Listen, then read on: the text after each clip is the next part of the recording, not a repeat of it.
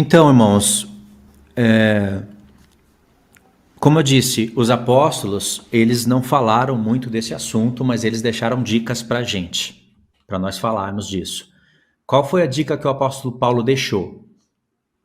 Deixa eu ver se eu lembro aqui de cabeça algumas coisas. Paulo, quando vai repreender os coríntios, ele fala assim: vocês não têm ninguém aí para julgar entre vocês?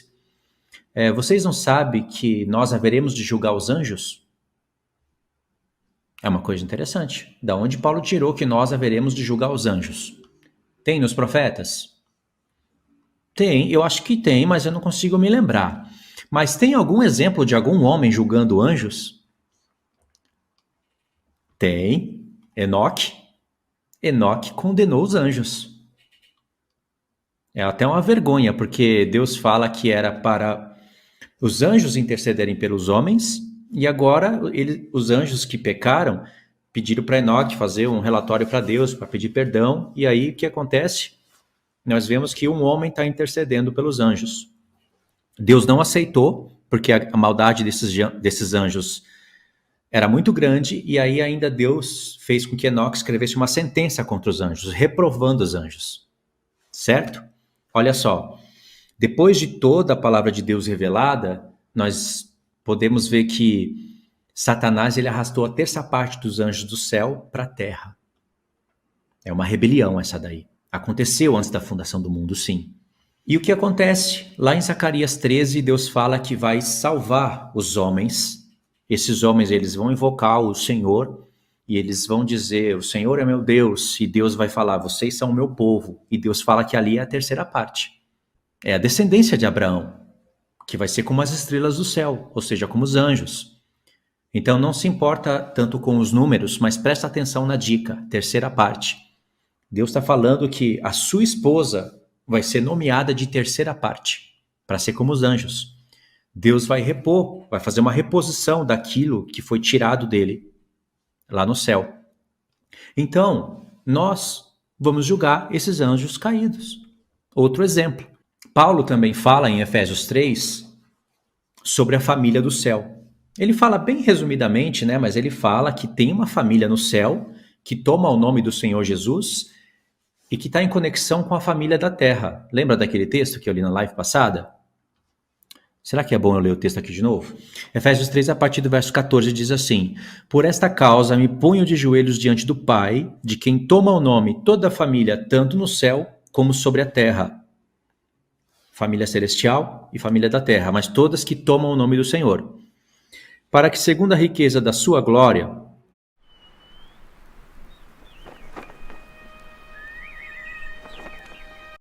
vos conceda que sejais fortalecidos com poder mediante o Espírito no homem interior. É o ministério do Espírito escrevendo a lei de Deus no homem interior. Aí diz: e assim habite Cristo no vosso coração, pela fé, estando vós arraigados e alicerçados em amor, a fim de poderdes compreender com todos os santos qual é a largura, o comprimento, a altura e a profundidade, e conhecer o amor de Cristo, que excede todo o entendimento, para que sejais tomados de toda a plenitude de Deus. Irmãos, o apóstolo Paulo está falando aqui de medidas. Em Efésios capítulo 2, ele está falando de um santuário. Você vê que ele foi arrebatado até o terceiro céu. Ele foi até dentro da Nova Jerusalém. E é isso que ele está falando aqui em mistérios. E ele diz que é por esta causa que ele dobra o joelho e ora, para que as pessoas entendam, as duas casas de Israel, que ele falou no capítulo 2, entendam qual é a riqueza do chamamento do Senhor, e para compreender que nós fazemos parte também da família celestial. Pelos profetas, nós já podemos entender que Deus tem querubins, serafins. Na nossa Bíblia está arcanjo no singular, mas em Enoque fala de 7 arcanjos. Nós temos miríades de anjos. E pelos profetas, nós podemos ver que todos esses seres, eles trabalham a favor da terra. Todos. E o livro de Enoque ainda ele detalha com precisão, de maneira magnífica, o que os 7 arcanjos fazem aqui na terra. Por exemplo, Miguel, ele preside sobre as ações dos homens. O arcanjo Miguel, ele é um arcanjo poderosíssimo. Ele tem autoridade sobre as ações dos homens no sentido de guerra. Ele é um arcanjo poderoso na batalha. Ele é um general de batalha. Então, eu acredito que todas as decisões que são tomadas no céu, pela vontade de Deus, o arcanjo Miguel que preside sobre essa área. Nação vai guerrear contra nação? Vai ter guerra nesse momento? Não é para ter guerra nesse momento? Quem preside sobre isso é ele. Outros arcanjos presidem sobre outros pontos. Por exemplo, tem arcanjo que preside sobre a ressurreição dos homens. Outro arcanjo preside sobre os pecados dos homens. O arcanjo Gabriel, ele tem uma posição altíssima no céu. Ele preside sobre querubins e serafins. E olha só que riqueza de detalhe que Enoque está dando para a gente. E isso é conhecer a nossa família. Irmãos, tudo que foi criado no céu, tudo, Deus colocou um reflexo aqui na terra. Como assim? Presta atenção como os arcanjos estão trabalhando a favor dos homens. São 7 arcanjos. Isso não lembra uma menorá, que é de ouro puro? Eu sei que Deus usa a menorá para falar das 7 igrejas, para falar do seu povo, mas lembra?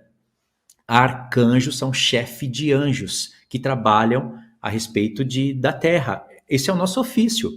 E os 24 anciãos? No grego está escrito que são 24 presbíteros. Eles têm 2 coisas na mão. Eles têm harpa e incenso. Não é esse o ofício que o Senhor deu para a gente aqui? A harpa, para louvar o Senhor. Incenso, que é onde se encontram as orações dos santos. E são 24 anciãos. Isso tem na palavra de Deus? Tem. Tem na palavra de Deus esse mistério. Está lá na edificação da casa de Deus, na planta que Deus deu para Davi, dá para Salomão fazer, e todas as leis do ministério da casa do Senhor, os 144 mil, estão lá. Querubins. Querubins são seres viventes. Quando Deus criou os animais da terra, ele criou os animais, as aves do céu, né, que elas vieram das águas, e todos os animais que vieram da terra, e o homem também que veio da terra, e Deus chamou todos eles de seres viventes, o mesmo nome dos seres viventes, que é uma mistura de homem com animal. Deus escolheu alguns animais específicos para falar da obra de Cristo, a favor da terra. Hoje nós não somos uma mistura de homens com animais, mas nós temos que trabalhar com os animais para a glória de Deus, assim como foi feito na antiga aliança. Então, tudo que está no céu reflete aqui na terra. E aí o que acontece? É uma família do céu e uma família da terra. Então, Deus refletiu a vontade dele no céu, na terra. Lembra que Jesus falou na oração do Pai Nosso? Seja feita a tua vontade aqui no céu como é na terra? Ou seja feita a tua vontade aqui na terra como é no céu? Então, nós estamos trabalhando para que essa reflexão, essas conexões cheguem até a plenitude da vontade de Deus, porque Deus ele vai glorificar os homens. De fato, nós vamos chegar bem mais perto do que o céu nos revela. Vocês estão entendendo? Nós fazemos parte da família do céu. Nós não estamos falando de uma outra criação da qual nós não fazemos parte. Tudo que está no céu é nossa família. Então nós temos que conhecer a nossa família. E nada melhor do que um livro maravilhoso como o livro de Enoque, para nós conhecermos melhor a nossa família e o nosso ofício. A ideia do querubim, aqui é a parte que eu considero a parte mais importante da live. O irmão Magno trouxe um texto para mim de Ezequiel 28. E aí o que ele falou ali a princípio não era o que eu pensava, né? A ideia não estava batendo, até que eu li o texto melhor e falei que é verdade, o que o irmão Magno estava falando fazia sentido. E aí, depois eu peguei esse texto, a ideia nova, né? Passei para o Pedro era para estar participando aqui com a gente hoje, mas como ele foi viajar, não dá para participar. Aí o Pedro ajudou na meditação e a gente concluiu um raciocínio muito profundo sobre a questão do querubim caído. O diabo era um dos querubins, e ele era da mais alta patente dos querubins. Ele caiu. A partir do momento que ele caiu, ele criou no coração dele uma revolta muito grande contra tudo que se chama Deus. Toda a família do céu e toda a família da terra, ele tem uma revolta muito grande. E como ele era da mais alta patente, ele conseguiu arrastar a terça parte dos anjos para ele. Deus não pôde destruir ele de uma hora para outra. Deus não pode queimar arquivos assim como se todas as questões que ele levantou contra Deus fossem verdade, Deus queria aniquilar as provas. Deus queria mostrar para toda a família do céu e para toda a família da terra que ele é realmente justo e verdadeiro e o diabo é enganador. E não importa quanto tempo passe, não importa esse bicho ficar preso por 1000 anos, quando ele for solto, a primeira coisa que ele vai fazer é enganar as nações.